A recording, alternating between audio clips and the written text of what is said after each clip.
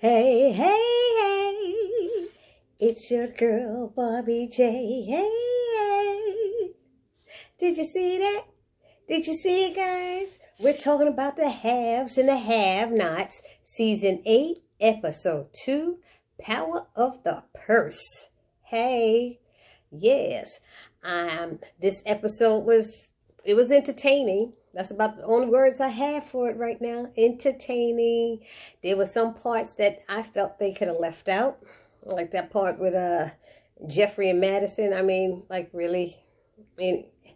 Anyway, before I get started, I wanted y'all to know, did anybody hear that they're not coming back with a season 9 for the haves and the have-nots? Who's in my comment section left that Mr. McFly? Left that comment that they're not coming back with season 9, and I guess season 8 is going to go into 2021. If anybody have any information, any other detailed information, please let me know. But I guess, I guess they can't kill Wyatt but so many times. And with all the gunfires and the shots and the stabbings and everything going, don't nobody seem to get hurt real bad in the show.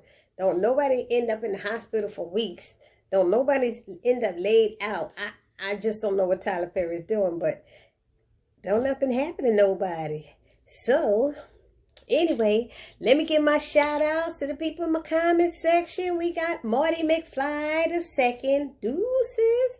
We got Bobby Ray. We got Isaiah Hill.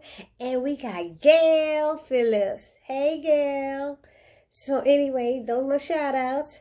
Let's get started. Of course, it starts off with HAHN and Derrick. He showed up to the house, used his key to get in because he was supposed to do some work. And Hannah's like, how you get in here? And he's like, I got to do some work. And she's like, yeah, but how you in? I got a key. She's like, She said, you need to leave. You need to get out of here. He's like, no, I'm not going to go anywhere till I get to talk to you. I need to talk to you. She's like, you need to go. She go and pull out a knife. He's like, what? He's like, it's like that? She said, it's just like that. She got the knife like, it's just like that. She was not playing. And he's like, he want to talk, but he won't leave. And she's like, I'm going to call the police if you don't leave. So she got on that phone and called the police. He won't leave. And then he acted like he was going to leave. And then she said, never mind. And then he was like, but I just want to talk to you. She's like, you know what? I need you to come. The cops are like, are you okay? She said, I don't know because he won't leave. And I'm asking him to leave and he won't leave. And I was like, oh my God. He's like, look, I'm sorry. I did that. Yes, I raped you. That was so long time ago. I'm a changed man. I apologize. I'm sorry. I can't take it back. He said, I changed. Let me prove it to you. And she's like, if you change, then honor my wishes and leave. She said, leave. And she said, by the way, you're fired. I said, whoa. There go that first taste. There go that first taste, y'all. That first taste of power. She fired Derrick. I was like, oh, no, she didn't. And he's like, that's not for you to do. That's for the criers. She said, I'm over her affairs now. I got power of attorney. You be out. Be out. Hit the road, Jack. Don't let the doorknob hit you where the good Lord split you. She was like, be out. And then he started walking. And she was like, she's like, Derrick. She said, are you a Christian? No, because he said earlier he was a Christian. She said, well, amen to that. But she said, do you really believe in God? And he's like, yes, I do. Now, we know he got that dirt going on for Veronica. So how you sitting there saying you a Christian and all this stuff to Hannah when I know, and the rest of us all know, he trying to do that dirt to Veronica? There ain't no Christians would be playing in that mess. So he need to check that because that's a lie. And then she goes in, do you really want to go to heaven or something like that? And he's like, yeah, I do. I want to go. She said, well, come around here again. And you'll see, you'll be seeing Jesus sooner than later. She was like, come around here again. She said, you was Christian and you want to see Jesus, God? come around here again, you'll be seeing him sooner than later. I said, you better go ahead, Hannah. Hannah put homeboy in chickadee check. I said, okay. So he go outside and hear the police right there waiting for him. They asking for his ID. They pull up, what's your ID? He's like, I ain't do nothing. See, Hannah? He looking at her. And she like rolling her eyes. And he's like, you okay, ma'am? And she said, I am now that he going. And he's like, sir, we still, what, you work here? What's going on? And he's like, yeah, blah, blah, blah, blah. Well, I still got to see your ID.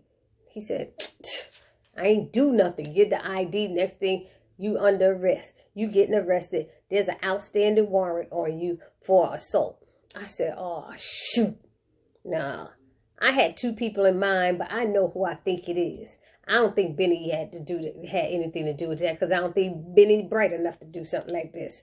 So somebody said Benny, but I don't think so. I think that's some Veronica stuff. Because Veronica kept saying she's going to get back him. So that's who I think this was. So anyway, then they go on to Jim crying, his doctors, and he want to get out the hospital. I don't know. These episodes been going on so long. He only seemed like he been there 2-3 days. He might have been there 3-4 days the most. So they had to put, the doctor's like, we had to put screws in your shoulder. You shouldn't be moving it. You can't go. Jim's like, I don't give a damn. I want to get out of here. He's like, just find my clothes. And doctor says, it's not a good idea. He's like, I don't care. I absorb you or something like that. I'm an attorney. I mean, I'm a judge. I absorb you. Like, you don't have to worry about it. Ain't nobody going to sue you or anything. Doctor left out talking about he'll go find his clothes. Then who comes in? Marty. Marty walks in. I thought Marty was going to say something about the power of attorney, but I was glad he didn't. And he's like, Katherine told me to give you this bad news. And she said to tell you that Wyatt tried to kill himself again. He like, that damn kid of mine. He doing all this talking. And so he wants Marty to take him to see Wyatt. And Marty's like, I don't think that's a good idea. He said, damn it, stop telling me what to do. I don't want to care. I really don't care. I want to see my son. And he asked Marty, how's Katherine doing? And she's like, she wants to get out. He's like, I bet she does, you know. So he goes to get dressed. In the meantime, Celine's in the hallway pushing her little cleaning cart. And her son come out, little Jimmy Jr. Jimmy Jr. come up there. And he's like telling her, you didn't tell me, you didn't tell me, Ma, about the eviction notice on the door. She's like, that's all right. I'm handling it. And I'm taking care of it. And she's like, no, you're not. No, you're not. And she's like, yeah, I got an attorney. And she promised me that she would take care of it, that it was going to be okay. And he's like, I should go in there, Ma, and just slam his head up against the wall. She said, I told you I don't want to. I do not want you to talk to him. I don't want you. He's like, Ma, he's my puppy. No, he's my dad. Like, really? That little Jimmy Jr. I'm trying to figure out how many days ago that was from when he pulled that gun on him last season. Anyway, so she didn't know about that. And they're talking about it. She's saying she got a handle. And all of a sudden, who comes around the corner but Jim Cryer? And I'm like, well, I thought Marty was supposed to be taking him to see his son. Where the freak is Marty? But Jim came by himself. And he was a nasty ass, as he always is. Not the nicest person to Celine and his son, and he didn't care. And he's telling them to move out the way. And he's like, you're such an asshole, the son saw the father. Said, you're such an asshole. And he's like, whatever. He said, you lucky I didn't call the cops on your sorry ass. And Celine's like, for what? For what? Call the cops for what? And he's like, for pulling a gun on me. And he's like, Ma, it was a toy gun. He said, you lucky it was a toy, not the real thing.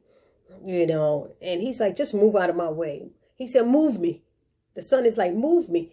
And Jim is like, oh, please. And he called him a punta. Jimmy called his father a punta. I said, oh, shoot, we're going to start with that Spanish. So Jim was like, you too. He didn't know what it meant. He didn't know a damn thing. And he's like, move out the way so I can see my real son. He said, who, the drug addict? And he's like, yeah, the drug addict, the one who he got more than you'll ever have, and blah, blah, blah, blah. I was like, Jim, you're too nasty. You're shot up by your real son. Your real son once you're dead. And your other son, who is your real son as well, can't even stand you no more. Because the way you treating his mother. You got my mother, she about to get put out on the street. He's like, I don't care. See, that's nasty.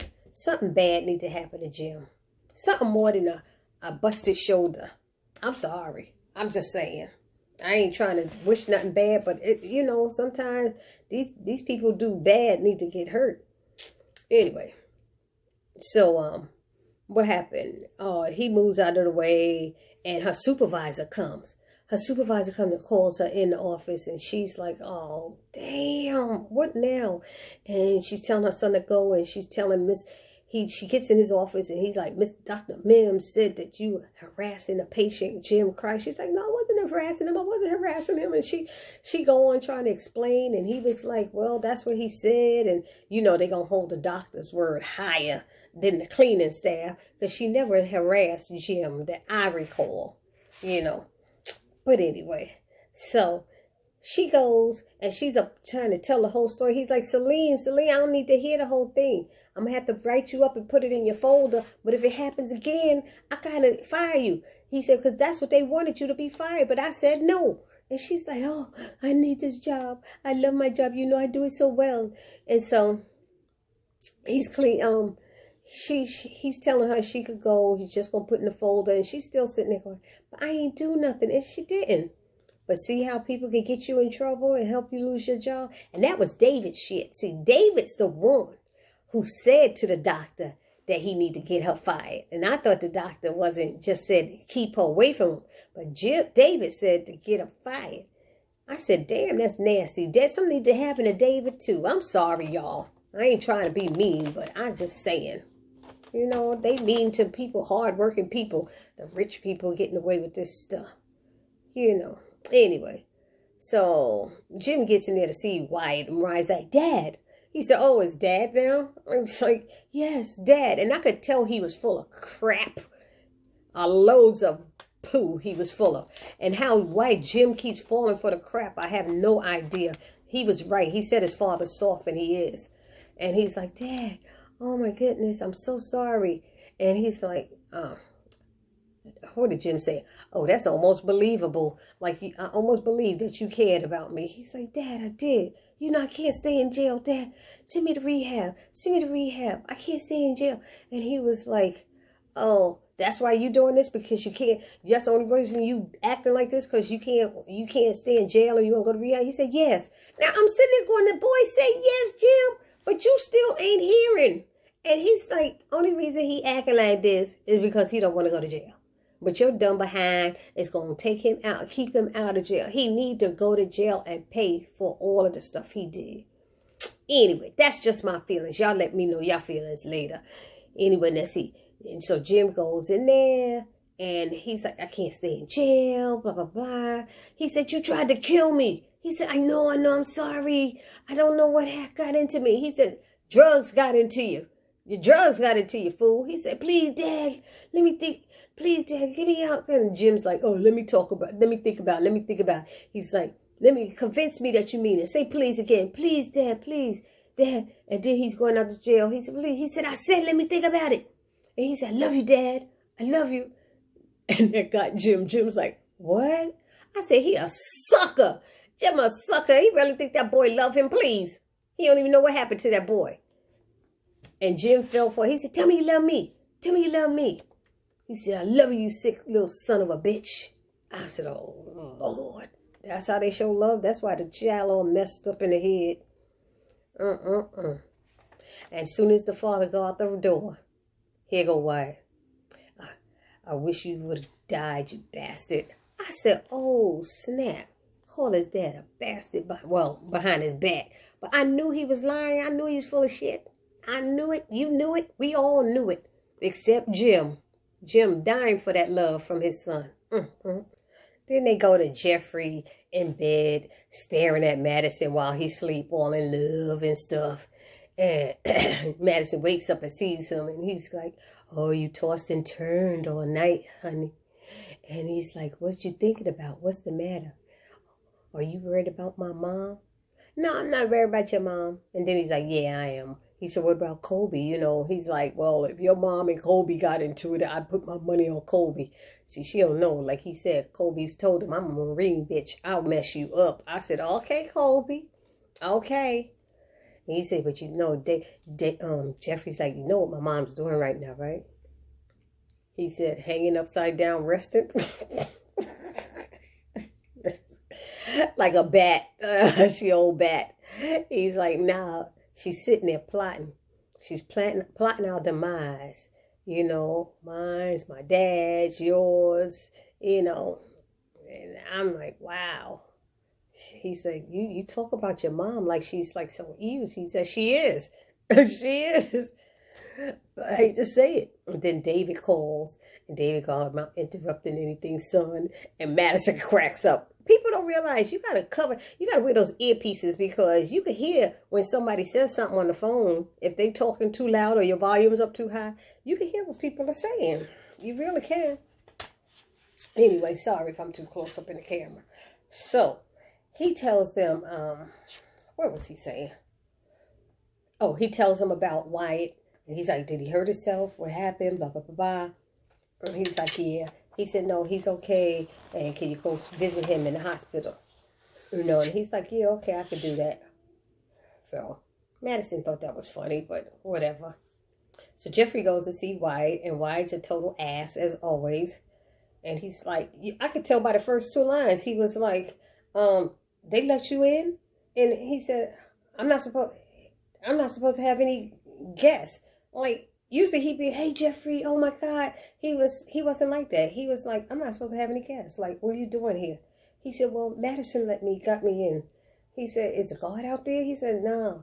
He said, I'm going to try to make a run for it. He's like, how you going to make a run for it? He said, I would, but they got me chained up.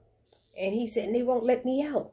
He said, you tried to kill your dad. You tried to, but what is wrong with you? And he tried to kill his mom too. His mom and his dad. He just said the dad, but he tried to kill his mother and his father. Idiot boy. He said, yeah, I know. Ha, ha, ha, ha, ha. Yeah, I know. And he's like, why are you smiling? What is wrong with you? Why are you smiling? He said, he's like, oh, I hope they burn in hell. Which, what did he say? No, he said, I'm trying to get into rehab. That's what he said. And he said, but it doesn't work like that. Jeffrey said that. It doesn't work like that, Wyatt. And he's like, the DA is bringing up pressing charges. He said, but my dad ain't going to. He said, your dad is going to press charges. No, he won't. He's weak. He's a weak man. I played it up and played the sympathy card and tell him I love him and all that stuff. And he's not going to do it. He's not going to do it. Oh, man. He said, they took all my money and they ruined my life. They ruined my life. And he's like, but Jeffrey's trying to talk to him, trying to make some sense out of what he's saying and let him know was given everything and stuff. He said, you think some money gonna mean anything? What money means? He's like, it means it gives you, you have more than other people. He said, you had an opportunity. You had opportunities that you didn't take advantage of. He's like, whatever. I said, see, something need to happen to him, whatever. He said, I see nothing has changed. This is Jeffrey. I see nothing has changed. He's like, what are you saying? He said, let me leave. He said, what, you just gonna walk out like that? You gonna just leave like that? He said, yeah, I'm walking out. I can't do this. I don't want to be your, well, you know what, Jeffrey? I don't want to be your friend anymore. I don't want to be your friend. And he said, oh, we friends? He said, don't call me no more. Don't come see me no more. Don't visit me. I don't have nothing to do with you. You get it? He said, yeah, I get it. He said, I get a lot of it and a lot with a little curve to it. I said, I got it. Boy, oh, you nasty. You nasty, this Wyatt. You disgusting. You nasty. Jeffrey's like, whatever, and laughing. And he said, by the way, I changed my number, so you can't get it anyway. And he's like, oh. He said, well, I changed my number too. I changed my number too. He said, the only number you going to have is a prison number. I said, you got that right. You got that right. Tell him, Jeffrey. And when Jeffrey left out, he's like, I hope you burn in hell with my parents. I said, oh, damn. I was like, damn, Wyatt, Wyatt like his father. They just nasty for no apparent reason. That white privilege. White male privilege. Let's put it that way. Because they just too much for me. I don't know if that's a rich thing or what. Anyway. So Jim shows up to see Katherine. And first thing she's asking about is how's Wyatt. He gets upset like, why you ain't asking about me? I got a busted shoulder and all this stuff. She's like, boy, please. Boy, bye. That's what Katherine was like, please, Jim. And they go through their little back and forth and stuff. And he's like, you know you love me. He said, she's like, oh, please, that's a stretch. She's like me a little? She said, how about hate you a little less? He's like, oh, how'd that happen? She said, when I saw you on the floor bleeding. She's like, she said, but I also was, you know, getting excited or something. I forgot what she said. She said something like she was celebrating. I think she said she was celebrating while he was down there. But anyway, so they do their back and forth. And Jim told her he thinks he has a way of getting around this. Getting around her getting out of prison. And he's going to try to work on it. So he said, but it's going to cost money. That's what it was. He told her it's going to cost money. She's like, of course. What else is it going to do? It's always going to cost some money. You know, and he said he wanted to go. He was going to leave and go to the house. She said, well, I'm having the house clean. You know, I got to have it clean. And he said, well, then I'll go to the loft. She said, oh, no, you can't go to the loft. He said, why can't I go to the loft? I sold it. But that's where she got little Pepito staying in there. I forgot his name. We ain't seen him in a minute. But she had her little boy toy up in that loft that used to be Wyatt's. Y'all remember that, right? So she said, why don't you go to the hotel with your revolving doors? And he's like, yeah, maybe that's what I'll do. He said, now that you say it, yeah. And she's like, you son of a bitch, you enjoying this. She said, I wish I could go to a hotel and get out of here. He said, I bet you do. He said, I know you do. He said, but Marty is working on bail for you. He said Marty's working on bail. But the coming attractions for next week show Marty saying he can't get her out. So I guess whatever Marty was working on or what Jim was trying to go around ain't about to happen. And Katherine gonna be in there for a while longer. So Katherine gets tired of him and said, get the hell out of here. She's like, guard, come and get me. He's like, say gee golly. Say Jim, gee golly. You were right. She's like, I'm not saying nothing. Get the hell out of here. She's like, guard. He's like, it doesn't work like that. Like you call him for room service. And she calls again. He said, go ahead, do it again. She said, guard. The guard opens the door and comes in and gets her. I want to go back to my cell. And he's like, oh. So they do listen to you. And she's like, in his face, I'm still Katherine Cryer. And don't you forget it. I said, 4 snaps and 3 upside down circles. I'm telling you, she put him in check. And wait till he find out. I can't wait till he find out that Katherine has power of attorney. That's going to be the funny part. Anyway, what else? At the end, what was the ending part? Let's see. David drives Jim home. Oh, I missed the part. I forgot about the part about when Jim went to see, David went to see Jim at the hospital after seeing Wyatt. He goes to see Jim at the hospital. That's right. And they're talking about Wyatt and everything. And he asks Jim to have Jeffrey go see Wyatt. That's why Jeffrey went to see Wyatt. And he said, he's going to put him, David suggested he put him in a facility, and he said to get him help, and that's what they probably going to do. But Jim did say Wyatt needs to pay for what he did, but putting him in a facility ain't going to do that for him. If he escaped from a hospital, he going to escape from all these other places. So Jim tells David that their plans for Veronica are still in place, and he asks him, has he changed his mind about it? Jim's asking David, have you changed your mind? And David's like, no. He said, I wish you could kill that bitch twice. I said, ooh, nasty. Ooh, wish you could kill that bitch twice. And he said, that's the David I remember. That's the old David I remember. I said, now, if David was like that, he's still like that. They nasty.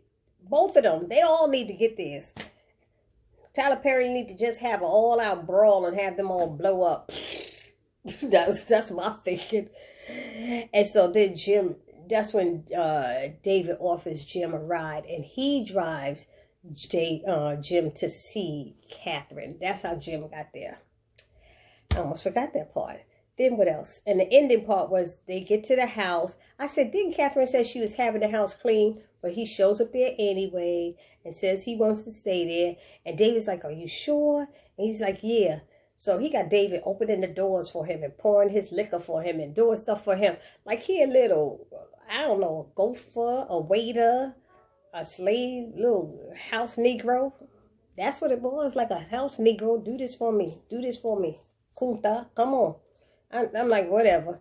So they mentioned, they start sitting down there talking and drinking. You know how men do. And they start talking about their money and how he didn't have money and the $8 million that was taken from him. And they said, Candace, candy cane. And David goes, I don't know why you don't just kill Candace and get it over with. I said, oh, snaps. I said, damn, David's cold. You just want to kill. He just want to kill everybody. You know, I'm just like, when did you get so cold-blooded? That's not. Anyway, and Jim is saying he can't because of the Malones. They are protecting him. And Mitch basically threatened him. And David said, that don't sound right to me. He said, you know, maybe he just got you thinking that the Malones are down with this, with the $8 million and blah, blah, blah. And he said, maybe you're right. I don't know. You know. So after all this little small talk, all of a sudden David suggests in his little brain of his, you should try, now that Catherine's in jail, you should try to get a power of attorney over her money. He said, no, I can't do that. He said, yeah, you might have to. He said, because if Katherine is in jail, if she go to prison, she could lose everything. So you got to convince her that she needs to put you in the power of attorney. I was like, I can't wait till this part happens. But he's like, you got to convince her. And he's like, yeah, I'll see. I said, oh my gosh, this is going to be interesting. So they go upstairs.